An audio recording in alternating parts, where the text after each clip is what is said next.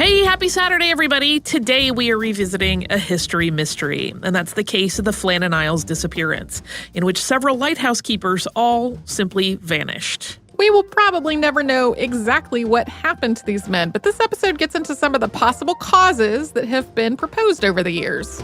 Enjoy! Welcome to Stuff You Missed in History Class from HowStuffWorks.com.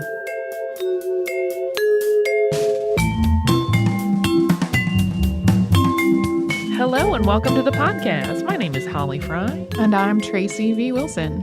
And today we're going to talk about another maritime mystery, Yay. which I know a lot of our listeners have written when we've talked about shipwrecks, and they really enjoy them. But this one does not involve a ship.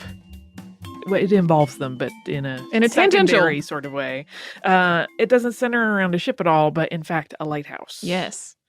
So just for a little bit of background, the Flannan Islands, also called the Flannan Isles, are named after a 6th century Irish bishop who is storied to have brought good fortune to everything and everyone he touched. And the Flannan Isles, which are off the coast of Scotland, have been rumored for centuries to be haunted by either sea spirits or other supernatural powers. But the event that we're talking about today is an incident that happened in 1900.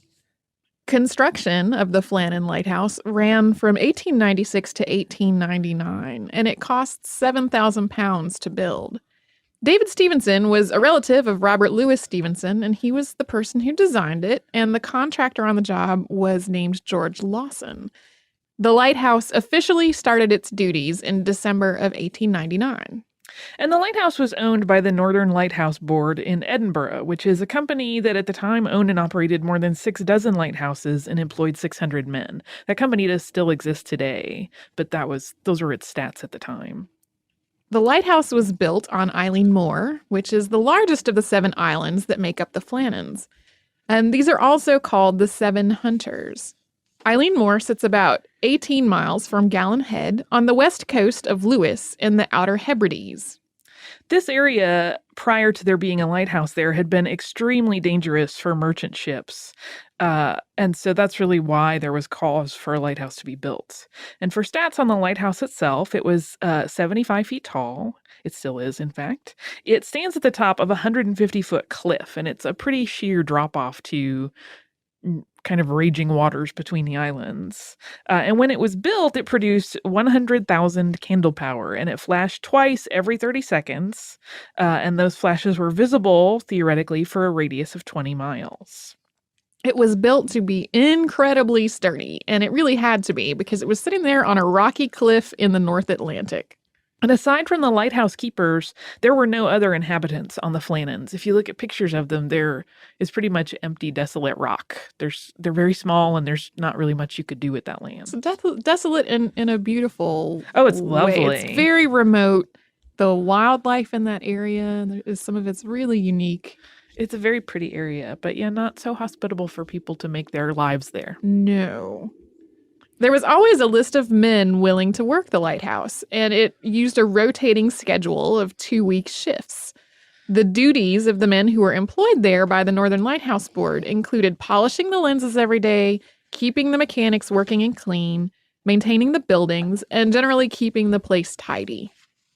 And because of the lack of radio contact at the time, the Northern Lighthouse Board had actually made a deal with a gamekeeper on the island of Lewis named Roderick Mackenzie, in which they would pay him £8 per year to keep an eye on the lighthouse, and he was instructed to report to the board's headquarters if the light ever went out.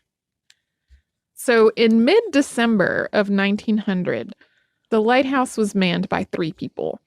There was James Ducat, the principal. He was 43, and he had 2 decades of lighthouse experience. He was also married and had 4 children. His second assistant was Thomas Marshall, and he was 28 and not married. Then Donald MacArthur was an occasional keeper, and he was sort of an alternate. He was serving for William Ross, who was the first assistant and was out on sick leave. So Donald was 40 and married. And on December 15th of 1900, an American vessel, the SS Archtor, which was en route from Philadelphia to Leith, passed by Eilean Mor just before midnight. And the captain of that vessel, Captain Holman, noted that there was no light emanating from the lighthouse.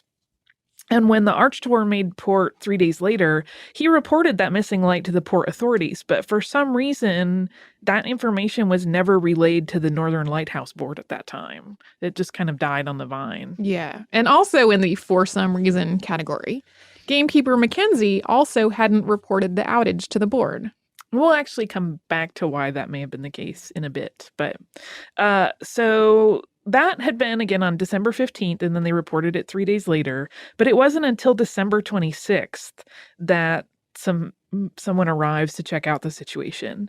And on that day, Captain James Harvey, who was aboard the Northern Lighthouse Board boat, the SS Hesperus, approached Eilean Mor. And on board with him was a man who had been intended to replace one of the 3 men stationed at the Flannan Lighthouse. So he was going to be a shift change, and they were going to rotate one man out. The Hesperus had actually been originally scheduled to make the relief personnel switch on December 20th, but because of adverse weather, they weren't able to stick to their schedule, and they were delayed by several days. At this point, the lighthouse had been dark for 11 days, and people were really worried about what was going on.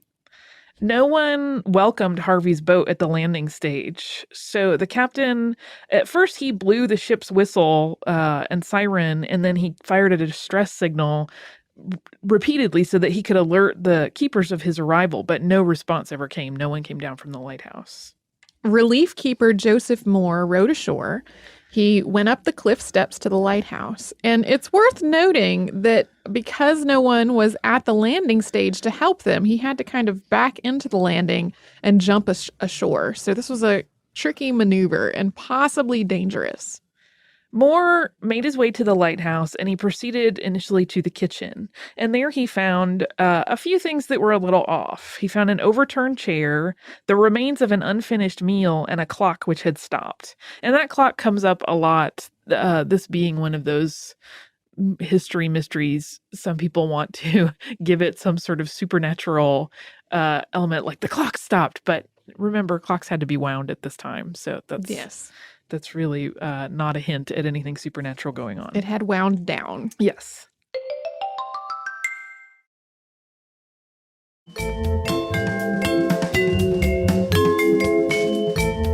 The beds were all made. The fire grate was cold. And Moore went on to investigate the rest of the lighthouse, but he couldn't find the keepers. There was a pet canary in a cage, which appeared not to have been fed for a while. The lighthouse mechanism, though, appeared to be fully functional, so there was no mechanical problem that would cause it to go out. And Joseph Moore wrote a letter and his own description of the incident 2 days after this, which was on December 28th. And in it he says, "On entering the kitchen, I looked at the fireplace and saw that the fire was not lighted for some days. I then entered the rooms in succession, found the beds empty just as they left them in the early morning. I did not take time to search further, for I only too well knew something serious had occurred. I darted out and made for the landing. When I reached there, I informed Mr. McCormick." As an aside, Mr. McCormick was the second mate of the Hesperus. I informed Mr. McCormick that the place was deserted. He, with some of the men, came up a second time so as to make sure, but unfortunately, the first impression was only too true.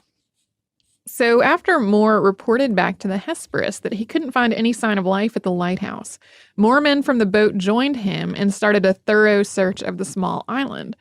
And there was no trace of the 3 missing men. So Joseph Moore, along with 3 volunteers, which included an Alan McDonald, who was a buoy master, and 2 seamen, Mr. Lamont and Mr. Campbell, remained on the island to keep the lighthouse in operation while the investigation continued. Because while this mystery/tragedy had occurred, they still had to warn ships away from the rocks. Captain Harvey sent a telegram to the Northern Lighthouse Board, telling them about the tragedy and letting them know that arrangements had been made for the lighthouse. And then on December 29th, so 3 days after the initial discovery, Board Superintendent Robert Muirhead arrived at Eilean Mor to probe the matter. And he made arrangements for a new crew for the interim management of the lighthouse station, and then he set to the business of investigation. He went through the lighthouse again looking for clues, but he couldn't find anything suspicious aside from the overturned chair and the abandoned meal. And the last slate entry, which was written on the morning of December 15th, had not yet been transferred to the log. So we've talked about this before, where often there's the book log, but what will often happen is on a chalkboard or a slate, they'll write down log entries before they transfer them down. It's kind of like an interim step. So that last slate entry, not in the log, included no extraordinary information. It was, standard barometer, thermometer readings, and then notes about the wind conditions, but nothing jumped out as odd. The work that would have been done the morning of the 15th had all been done. From Weirhead's report, the lamp was crimmed, the oil fountains and canteens were filled up, and the lens and machinery cleaned, which proved that the work of the 15th had been completed. So the afternoon of the 15th was pinpointed as the probable time of the disappearance. And it was also noticed that only one set of wet weather gear was remaining in the building, and that was MacArthur's, which meant that Ducat and Marshall had been wearing theirs. And it also, suggested that MacArthur went out in his shirt sleeves, which further suggested a possible emergency situation. Because remember, it's December. Yes. Well, and then sort of imagining in the North Atlantic. Yes. It's like the logical conclusion is two men were outside in their wet weather gear. MacArthur was inside getting ready to eat. Knocked over the chair in his haste to exit. That sort of seems like a logical progression of events, but we don't really know. Yeah. According to lighthouse regulations, all three keepers were not supposed to be outside at the same time. Somebody always had to stay put inside the lighthouse. So something had caused them to break with their procedure. There was coiled rope discovered strewn about the rocks below the crane platform, but the crane was secured, so that rope was not in use when the men disappeared. And the railings there were bent out of shape. There was also a block of stone that was estimated to weigh at least a ton that had been dislodged from the cliff wall and had fallen onto the landing stage. Normally, all of this rope would have been stored in a box near the crane, but the box itself was missing. In the superintendent's report, he stated, quote, "The ropes were strewn in the crevices of the rocks near the crane platform and entangled among the crane legs, but they were all coiled up, no single coil being found unfastened." So it didn't really look like the ropes had been uncoiled in some sort of rescue effort. Yeah, I think a lot of times when you read accounts of this incident, when they say that the ropes were strewn about, in my head, the first time I read about it, I was like, oh, they must have unfurled the ropes to try to reach someone. But then when you read Muirhead's report, it clearly says, like, no, they were still all tied tight. They had just fallen out of their box. They were sort of scattered haphazardly. More scattered, yeah.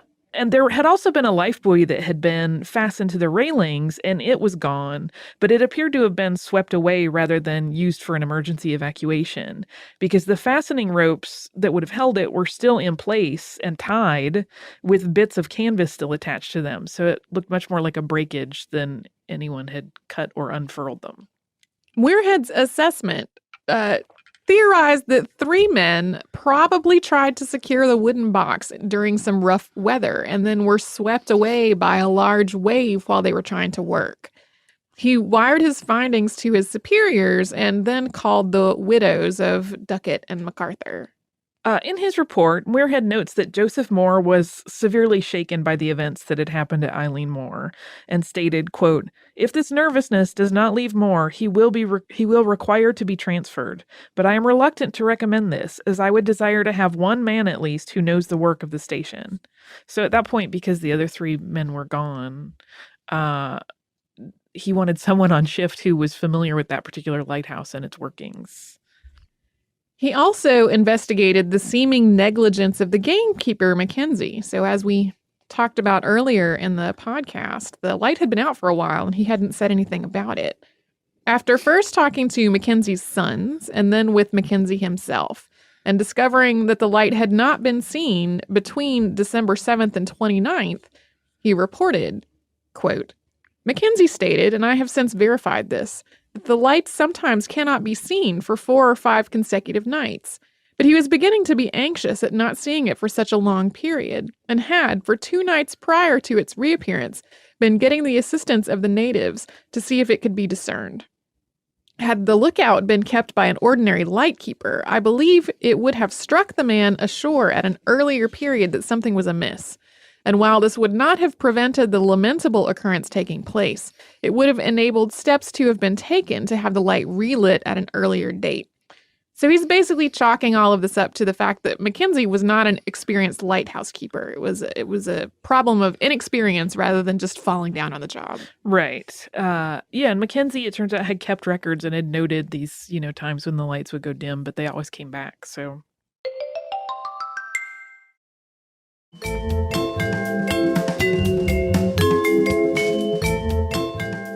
that was Muirhead's report, and as Tracy mentioned earlier, based on the weatherproof gear being gone, it seems like 2 men went out to do something took place, and a third man left, which is basically kind of what Muirhead suggests. But despite that report, there are some sticking points that bother people that really love a good mystery and to theorize about other things. And some of those sticking points include... Number 1, none of the bodies ever washed back on shore. And as the second one, the men were generally fairly experienced seamen and lighthouse keepers. It would be odd for them to be taken unawares by a wave. However, freak waves do happen in the North Atlantic as they do in other bodies of water. So it's conceivable that they could have just been surprised by a water wall whipping up. It's also really not addressed why one of them would have been out in the December wet weather without his wet weather gear on. Yeah, although, there are lots of theories that pretty quickly explain that away. Yeah, it seems pretty logical and believable that if there were a dire emergency, somebody could run out without their coat on. Yeah. And while the tipped chair and the abandoned meal found in the kitchen suggested an emergency, the gate and the door to the lighthouse were actually closed when Joseph Moore first arrived there, which seems contradictory initially, but many have kind of written that off as it being entirely possible that the wind just blew them shut. It is a very windy area. Another problem was that the weather on the day of the last entry in the lighthouse log, and the first time the light was noted to be missing, which was December 15th, that had been a clear day. There were storms the day after, but not on the 15th. So again, if it were a weather thing, it would have to have been a freak wave. So because there are just enough question marks still on this story, many other theories and stories grew out of the mystery to explain what had happened to the keepers. And we'll do a short list of them, and some of them are very funny, but again, remember 3 men did lose their lives, but some of these really are outlandish. I find all of them to be very silly. Yeah.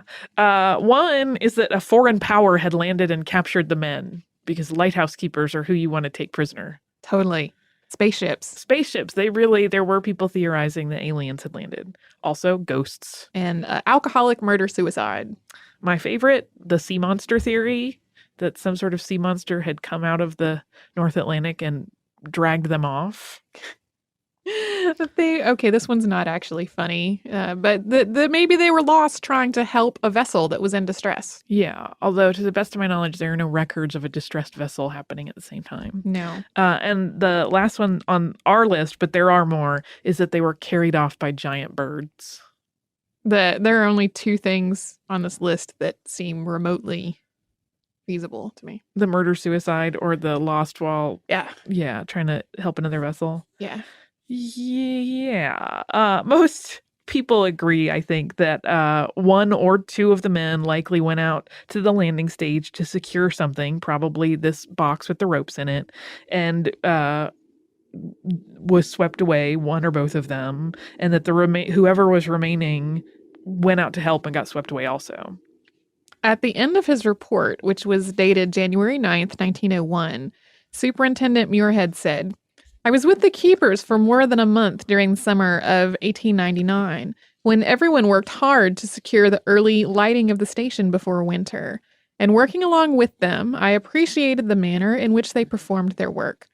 I visited Flannan Islands when the relief was made, so lately as 7th December, and have the melancholy recollection that I was the last person to shake hands with them and bid them adieu." Yeah, that's sort of an interesting point that adds color to this whole story, is that Muirhead knew all of these men personally. He wasn't just like a bigwig from the company that came to look things over and write his report. He was investigating the deaths of men that he knew and appeared to have really liked. If you read his report, he really says very good things about them, even beyond that brief bit that Tracy just read. So it's a little bit extra melancholy to think of him, having to investigate the death of people who were basically his friends. And born of this tragic incident, there have been a couple of interesting pieces of art. One is a poem entitled Flannan Isle, which was written in 1912 by Wilfred Wilson Gibson, and it tells the tale of a mystical force that turned the men into seabirds. There is another story that goes along with the landing of the Hesperus and Joseph Mor's exploration that says that Joseph Mor allegedly saw these 3 odd birds on the island when he first landed on December 26th, and that story is what provides the inspiration for that poem. The opera, The Lighthouse, composed by Sir Peter Maxwell Davis, was also inspired by the vanishing at Flannan Isles. It debuted at the Edinburgh Festival in 1980. This version becomes more about the tension among the 3 men trapped together at the lighthouse. Yeah, it almost goes along with the alcoholic murder-suicide theory. I have not actually seen that opera, but it seems to be much more about interpersonal communication and the drama of that. And the Flannan Lighthouse still stands. It remained manned peacefully and without incident, so for all of the stories of the islands being haunted, didn't seem to have any effect on the functioning of the lighthouse. It continued to be manned by a crew until September 28th of 1971. And at that point, the lighthouse at Eilean Mor became what's called a major automatic light. So it's fully automated, it's unmanned. It receives maintenance visits and annual inspections, but it doesn't have a crew that stays there. In 2000, the 3 lost lighthouse keepers were commemorated in a ceremony attended by residents, relatives, and officials from the Northern Lighthouse Board. And mystery lovers, of course, still bandy about theories as to what really happened on December 15th of 1900, although I think most historians accept some variation in Muirhead's report, that it was really just sort of an unfortunate accident that happened while trying to secure something at the crane and the landing stage. I think I would have liked to have been a lighthouse keeper. You think? Mm-hmm. Allegedly, one of the reasons they always have people wanting the job is that compared to other jobs at the time, it was a pretty sweet deal. Yeah. When you had to be away from your family, but you basically got free room and board during that time. It wasn't particularly horrible or arduous work. If you had any experience with the sea, it probably seemed pretty easy by comparison. Mm-hmm. So it was a really good job to have. Yeah. All those solitary jobs that don't really exist anymore, like lighthouse keeper or the people who man fire watch towers in forests. Yeah. Like all of those. You want them. They're pretty appealing to me. I see the appeal of them, but I would go a little crazy after a bit. Yeah. I think.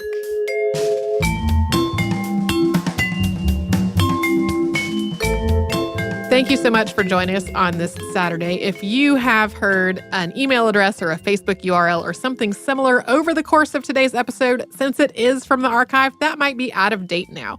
You can email us at historypodcast@howstuffworks.com, and you can find us all over social media at Missed in History. And you can subscribe to our show on Apple Podcasts, Google Podcasts, the iHeartRadio app, and wherever else you listen to podcasts.